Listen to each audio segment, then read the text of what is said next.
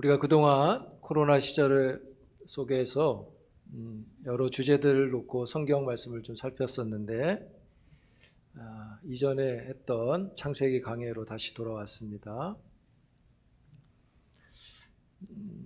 꽤 오랜만에 다시 돌아왔는데요. 우리가 지난 시간에 봤던 것이 이제 27장인데 27장의 내용은 야곱이 형 에서의 장자의 축복을 가로챈 사건이 나오게 되죠. 그리고 그 일로 인해서 서로의 감정이 극에 달하는 상황이 됩니다. 아버지 이삭을 속이고 별미를 만들어서 형 에서의 장자의 축복을 가로챈 야곱한테 형 에서의 감정은 분노와 미움으로 가득 차게 됩니다. 그래서 27장에 보면 에서가 그러죠. 아버지한테 혹 아버지 축복이 하나라도 남지 않았나요? 이렇게 얘기할 정도로 그 마음에 분이 가득해요. 27장 41절에 보면 형의 분노를 소개하죠. 내 아우 야곱을 죽이겠다. 42절에도 내 형 에서가 너를 죽여 한을 풀려고 한다. 이렇게 얘기해요. 한을 갖고 있다고 표현합니다. 동생 야곱이 형 장자의 축복을 가로채는데 결정적인 역할을 했던 어머니 리브가는 이 사실을 알게 되고 에서의 감정을 보고 야곱을 에서로부터 분리시키려고 작정을 합니다. 그래서 떨어뜨려 놓기 위해서 그 핑계로 남편 이삭한테 이야기합니다. 야곱의 아내는 우리 혈통 가운데서 며느리를 받아들이자. 왜냐하면 형 에서가 헷 족속 이방 여자를 아내로 들인 것 때문에 리브가가 많이 불편했다고 이야기하죠. 이삭도 공감을 했는지 그렇게 하기로 결정하고 야곱을 불러서 다시금 축복하고 멀리 있는 우리의 친족이 있는 곳으로 가서 아내를 데려오라고 이야기합니다. 그래서 야곱은 고향과 같은 브엘세바를 떠나서 친족들이 있는 밧단 아람으로 가게 돼요. 야곱이 떠난 브엘세바는 그의 가문이 쭉 살던 지역인데 아브라함이 블레셋의 아비멜렉 왕에게 처음으로 암양 새끼 7을 주고 구입한 땅입니다. 우물을 가지고 싸울 때 여기 그냥 살으라 할 때 계속 싸움이 있으니까 암양 새끼 7을 주고 이 땅을 거래하게 되고 그때부터 이제 아브라함의 가문이 고향처럼 살게 돼요. 본인이 자란 곳, 본인의 가문이 살던 터를 야곱은 뒤로 하고 멀리 밧단 아람으로 떠나가게 됩니다. 실상 떠나간 게 아니라 도망가는 거죠.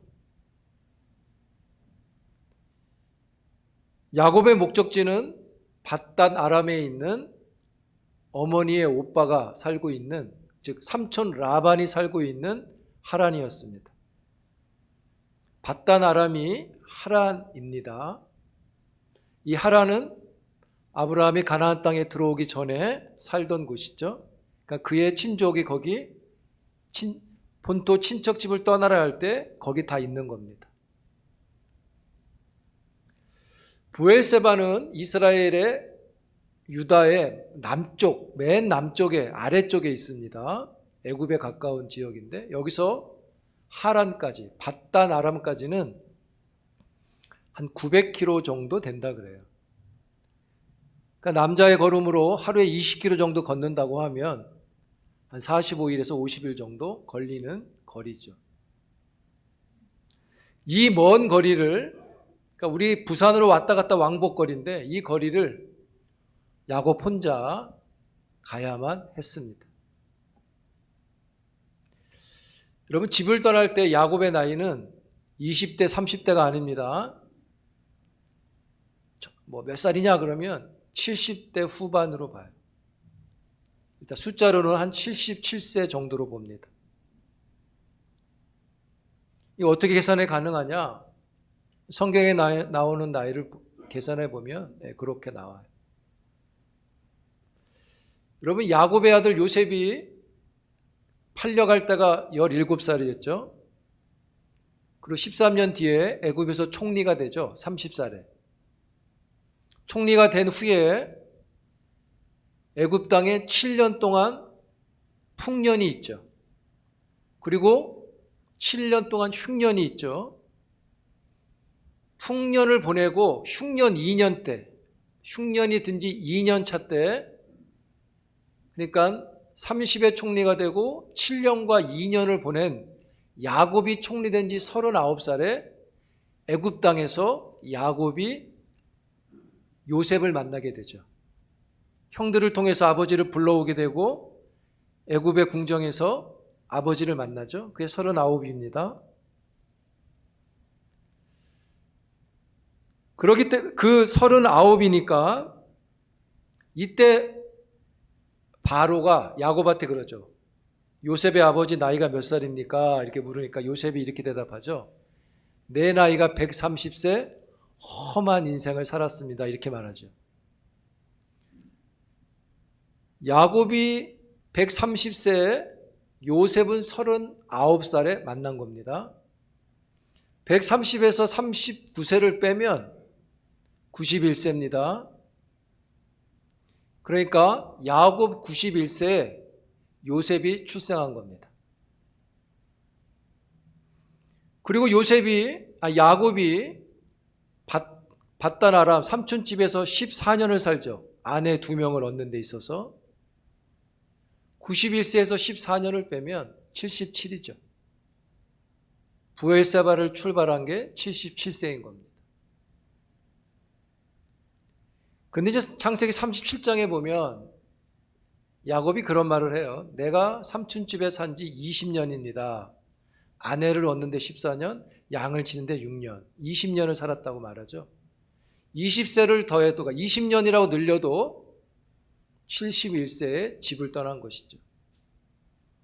여러분, 70세의 나이면 좀 안정된 가정에서 좀 안정되게 샬롬을 누려야 할 나이인데 오히려 야곱은 그 집안에 긴장을 갖고 샬롬이 아니라 엔샬롬의 상태로 불안한 나그네 인생길을 출발하게 됩니다. 이때부터 어쩌면 험한 인생이 시작된 것이죠. 그 시작이 28장에 나오는 것입니다. 형의 축복을 가로챘으면 그 복을 누려야 되는데 축복은커녕 도망자 신세가 되어버렸죠. 집을 떠나서 가는 길에 날이 저물어서 잠을 청하려고 한 곳에 머물렀습니다. 19절에 보니까 그곳이 루스였다라고 말해요. 야곱이 출발했던 부알사바에서 루스까지는 한 80km 정도 됩니다. 한 3, 4일 정도, 4, 5일 정도 걸어갔다고 보여져요. 야곱은 목적지가 루스가 아니죠. 밧단 아람에 있는 삼촌집입니다. 여기는 잠시 들린 곳이죠. 그냥 하룻밤 자고 지나가는 곳입니다. 그래서 성경에 보면 이곳을 가리켜서 뭐라고 설명하냐면 11절에 한 곳, 17절에 이곳, 19절에 그곳 이렇게 표현해요. 그만큼 특별한 곳이 아니라 그냥 지나가는 곳이었다는 거죠. 여러분, 우리가 일반적으로 어떤 별 관계가 없는 어떤 사람들을 부를 때 이 사람, 저 사람 이렇게 하듯이 루스는 야곱한테 그곳, 이곳, 저곳 그냥 그런 곳이었던 거죠. 그곳에서 잠을 자려고 돌베개를 가고 누워있을 때 잠을 들어서 꿈을 꿉니다. 그런데 아주 신비한 체험을 하죠. 바로 여호와 하나님을 만난 것입니다. 꿈에서 세 가지를 보았습니다. 땅에서부터 사닥다리가 하늘에 닿은 것을 봤고요. 우리 성경은 사닥다리라고 되어 있는데 공동 번역은 이것을 돌로 된 층계, 그러니까 돌로 된 계단으로 번역을 해놨어요. 돌로 된 계단, 층계가 더 맞다고 보여져요. 왜냐하면 사닥다리는 그러니까 일반적으로 이렇게 한 줄로 내려오고 한 줄로 올라가야 되잖아요. 근데 천사들이 오르락내리락 서로 했다는 걸 보면 계단으로 보는 것이 좀 더 좋은 해석 같아요. 근데 왜 사닥다리라고 했느냐? 연결의 의미를 주려고 하는 것입니다. 두 번째, 그 사닥다리, 그 층계에서 천사들이 오르락내리락 서로 막 왔다 갔다 합니다. 세 번째는 그 사닥다리 끝에 하늘에서 하나님이 음성을 들려주셨습니다. 그 내용은 뭐냐면 지금 브엘사바를 떠난 야곱한테 땅을 주겠다. 나그네 같은 야곱에게 땅을 주겠다. 그 땅에서 후손들이 충만해질 것이다. 많아질 것이다. 그 후손들이 복을 받아서 다른 만민들이 복을 누릴 것이다. 어디로 가든지 널 지켜줄 것이고 다시 이 땅으로 돌아올 것이고 함께 하겠다는 약속을 주셨죠. 아브라함에게 주신 약속과 똑같죠.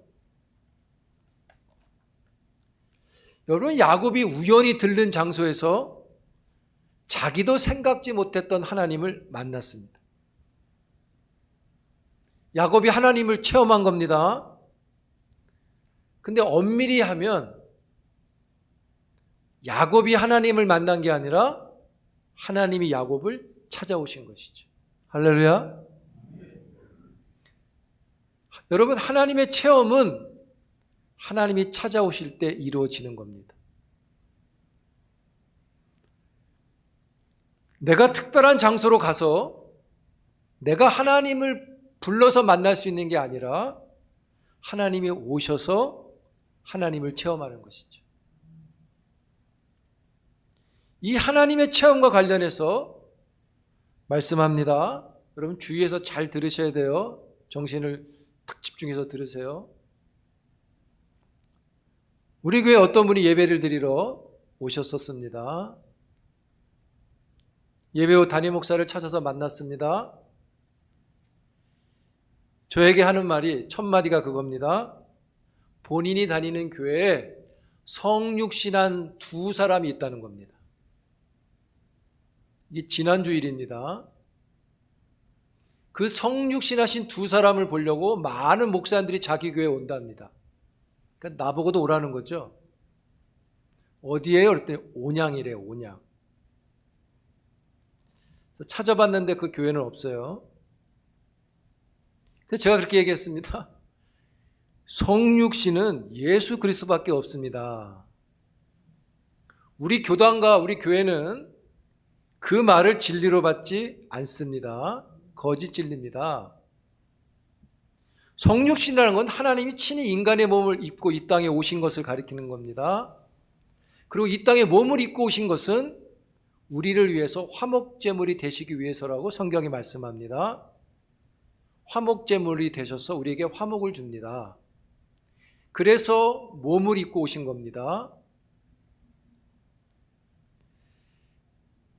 그렇게 말씀을 드렸어요. 그러면서 제가 그랬어요. 성육신은 하나님이 이 땅에 오신 건데 그러면 그 사람들이 하나님입니까? 이렇게 물었어요. 그리고 그들이 대신 죽어줬습니까? 아니면 대신 죽을 겁니까? 또 이렇게 물었어요. 대답을 없어요. 그래서 제가 또 물었어요. 지역교회 가서 이렇게 전도, 포교하라고 가르칩니까? 이렇게 안 하면 천국 못 간다고 가르칩니까? 그러니까 또 대답을 안 해요. 그래서 예수님 바르게 믿으시고 구원을 받으셔야 합니다. 거짓 진리를 쫓아서는 안 됩니다. 그들은 하나님이 아닙니다. 근데 제가 말씀드렸듯이 교회를 찾아보니까 검사하는 게 나오질 않아요. 온양의 뭐뭐뭐 교회라고 그러는데 아마 제 생각엔 신천지에서 온 게 아닐까. 요즘 신천지가 다시 활발한 활동을 시작했다고 그러죠. 대구에서 그런 일이 있고서 이렇게 움츠려 있다가 이제 그런 것들이 좀 잊혀지고 또 새로운 또 정부가 들어서 또 시작하는 이런 분위기 속에서 적극적으로 시작을 했다고 교단에서도 계속 이제 우리에게 소식을 알려줍니다. 그래서 영상을 봤더니 교주가 이야기합니다. 가서 포교해라. 안 하면 지옥 간다. 이렇게 막 선포하는 거예요. 그러니까 무서워서 더 열심히 하겠죠. 여러분, 천국 가는 게 경쟁인 진리는 거짓입니다. 복음은 경쟁을 일으키지 않습니다. 남을 누르고 내가 구원받아야 하는 진리, 14만 4천에 들어야만 구원을 받는다고 하는 진리는 거짓인 것이죠. 내가 누구를 끌어내리고 내가 그 자리에 들어가야 구원을 받는 일은 복음일 수가 없는 것이죠. 좋은 소식이 아니라 슬픈 소식인 거죠. 그래서 그 사람들은 이렇게 강조합니다. 교회로 와보십시오. 성육신한 사람이 있다니까요. 거짓입니다. 그러면 와서 보고 말하자고 말해요. 일단 한번 와서 보고 그게 거짓이면 그때 믿지 말라는 겁니다. 여러분, 하나님 체험은 그런 게 아닙니다. 하나님의 체험은 친히 오셔서 만나 주실 때 이루어지는 겁니다. 그들은 우리들이 가서 체험할 수 있다고 말합니다. 그래서 와서 보라고 말하고 가자고 말합니다. 일단 오라고 하는 거죠. 그래서 그들은 꼭 자기 집단이 아니면 안 돼요. 우리는 때론 어떤 분이 교회 와서 등록할 때 집이 너무 멀면 가까운 어떤 교회가 좋은 교회가 있으니 거기 가세요라고 소개하잖아요. 이들은 절대 그러지 않아요. 그래서 이 사람들은 지역마다 같은 교회라고 해서 세워놓는 거예요. 거기만 가야 됩니다. 그래야 체험할 수 있는 거예요. 참된 복음은 절대 그렇지 않습니다. 복음은 친히 하나님이 우리를 찾아오셨다고 말씀하죠. 아멘. 요한복음 1장에 보면 태초에 말씀이 계시니라 이 말씀이 하나님과 함께 계셨으니 이 말씀은 곧 하나님이시라 말씀이 육신이 되어 몸을 입고 우리 가운데 거하심에 우리가 그 영광을 보니 아버지의 독생자의 영광이요 은혜와 진리가 충만하더라. 할렐루야. 태초부터 계신 하나님께서 육신의 몸을 입고 우리에게 오셨다고 성경은 말씀하죠. 그리고 그분에게만 은혜와 진리가 충만하다고 말씀합니다. 그런데 자꾸만 다른 사람이 또 왔다고 말합니다. 와서 은혜를 받으라고 합니다. 성경엔 없는데 왜 그걸 진리로 말합니까? 거짓인 것이죠. 여러분, 기독교의 진리는 하나님이신 예수님께서 친히 사람의 몸을 입으시고 우리에게 찾아오셨다고 기록합니다. 그래서 우리를 구원하시는 분은 육신을 입고 이 땅에 오신 친히 십자가에서 죽으신 예수 그리스도밖에는 없는 것이죠. 그런데 있다고 말하고 모르니까 와서 보라고 말하고 거짓을 전하는 거죠.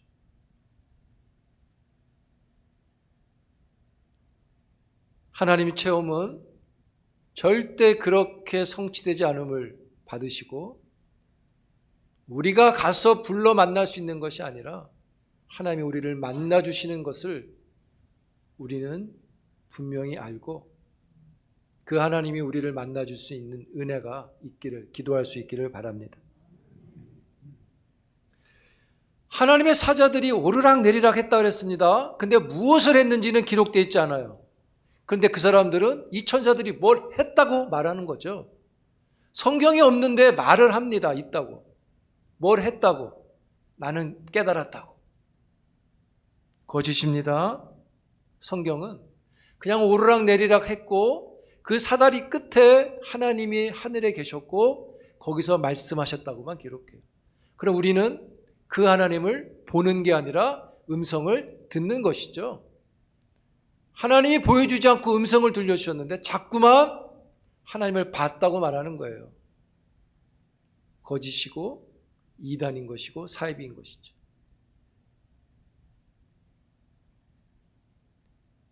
사랑하는 성도 여러분, 야곱이 천사의 오르락내리락을 봤지만 하나님은 보지 못했지. 그러나 그 하나님이 하시는 말씀을 하늘로부터 들었죠.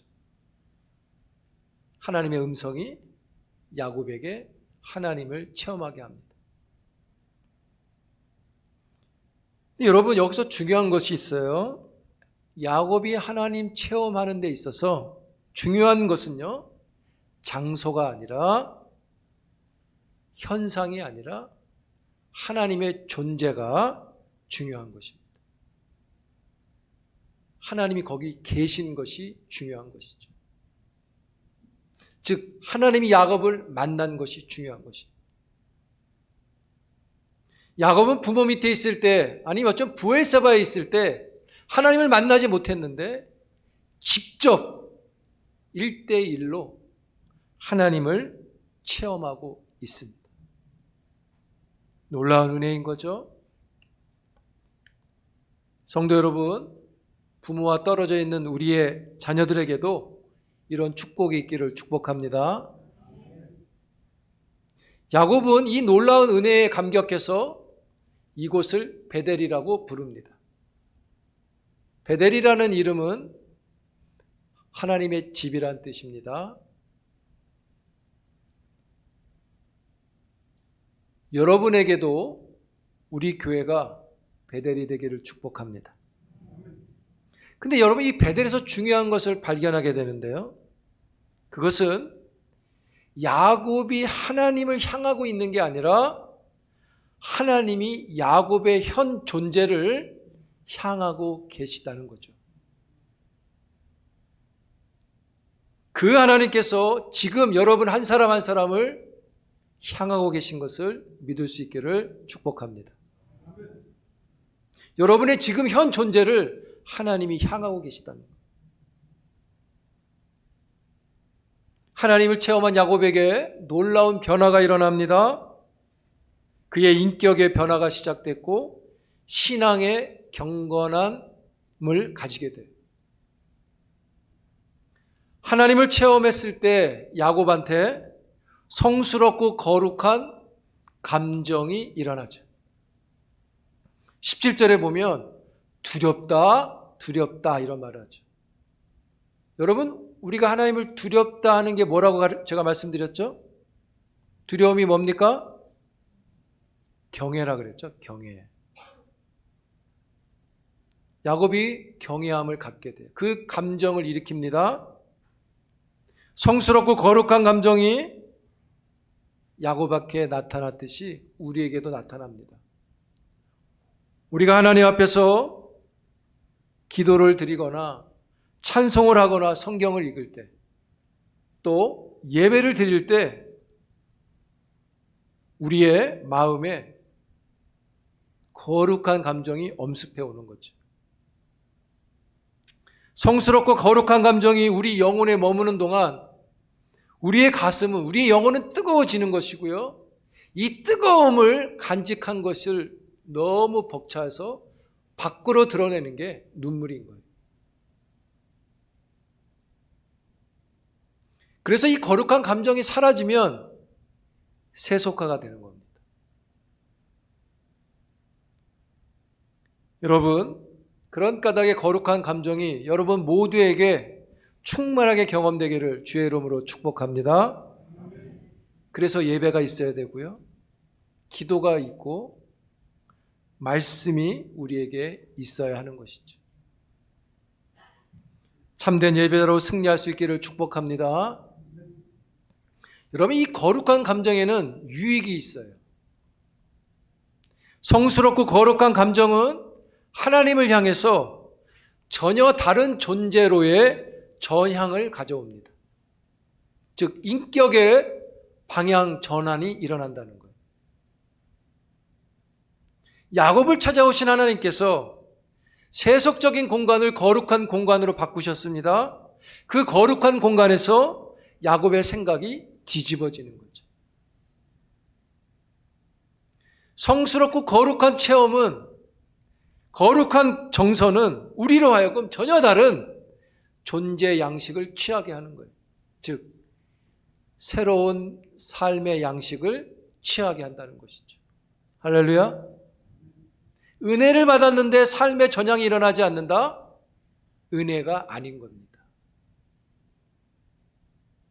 왜냐하면 이 거룩한 감정은 세상과 전혀 다른 것이고요. 세상과 대립할 수 있는 힘이고 세속에 저항할 수 있는, 불의한 거에 저항할 수 있는 힘이기 때문에 그렇습니다. 야곱의 새로운 삶의 변화. 그래서 야곱이 그 감정의 고백을 이렇게 합니다. 하나님께서 주신 약속이 성취되면 내가 제단을 쌓고 내 모든 것의 11조를 드리겠습니다. 이렇게 말하는 거죠. 여러분, 야곱이 이런 말을 하는 형편이 아니잖아요. 본인이 뭐 가진 게 있고 본인의 형편이 뭐가 이렇게 자랑할 만하다고 하나님 내가 이렇게 하겠습니다 할 수 없잖아요. 지금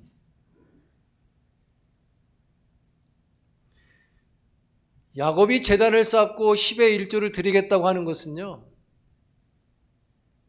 하나님이 정말 약속을 이루시리 내가 두고 봅니다 이런 말이 아니라 하나님이 그 일을 하실 때까지 제가 하나님 앞에 끝까지 서 있겠습니다 이런 고백인 겁니다. 여러분, 제단을 쌓겠다는 것은 자기가 하나님을 만난 여기를 뭐라 그러죠? 신성화하겠다는 의미가 아니에요. 제단을 쌓겠다는 것은 하나님을 만난 지금 이곳을 경계를 확정하겠다는 거예요. 이게 무슨 의미냐면 경계를 짓고 이 경계를 지은 이곳에 하나님의 세계의 질서를 확립해 가겠습니다 이런 뜻이에요. 나의 질서로 사는 게 아니라 내가 정한 곳, 내가 있는 곳, 내가 가는 곳마다 그곳에서 그 확정한 경계 안에서 하나님의 질서를 가지고 제가 살겠습니다라는 것이 제단을 쌓겠다는 고백이라는 거죠. 왜냐하면 하나님이 그 경계를 다스리시고 그 다스림에 본인의 순종하는 질서를 확립하겠다는 거예요. 즉 새로운 인격의 신앙적 삶을 가집니다 이런 뜻이죠. 여러분, 이방 사람들은요, 어떤 장소에 제단을 쌓는다는 것은 그 제단을 통해서 신과 그 연결이 되는 특별함으로 그 장소를 선호하죠. 거기 가야 신을 만날 수 있다. 그러나 이스라엘이 제단을 쌓는다는 것은 장소의 특별함이 아니라 하나님을 추구하는 백성으로서의 특별함을 약속하는 것이죠.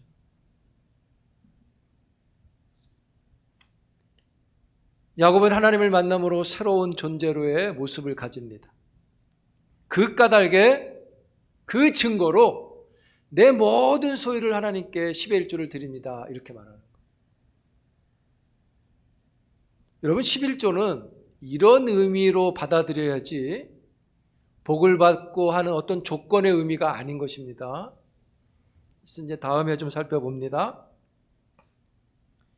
여러분 하나님이 야곱을 찾아오신 이유, 불쌍해서? 아니면 야곱이 잘나서? 아니죠.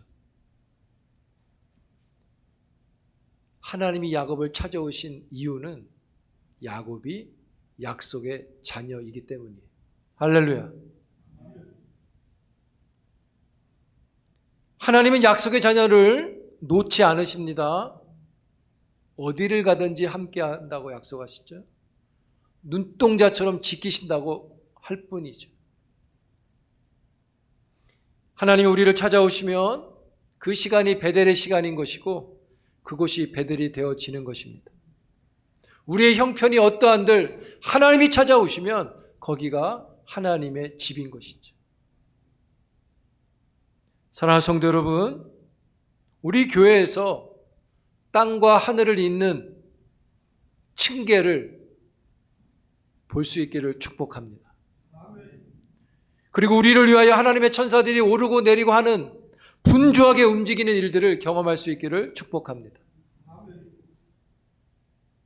그리고 하나님이 우리의 이름으로 우리의 가족과 자녀, 더 나아가선 후손들을 만나주시는 일이 있기를 축복합니다. 사랑하는 성도 여러분, 어깨를 펼 수 없고 마음을 둘 수 없고 내일을 알 수 없는 걱정이 많은 나그네 걸음을 시작한 야곱에게 친히 하나님이 찾아오셔서 야곱을 향하고 계신 것처럼 살아계신 하나님이 지금 여러분들을 향하고 계심을 믿습니다. 복음의 능력이 여기에 있는 겁니다.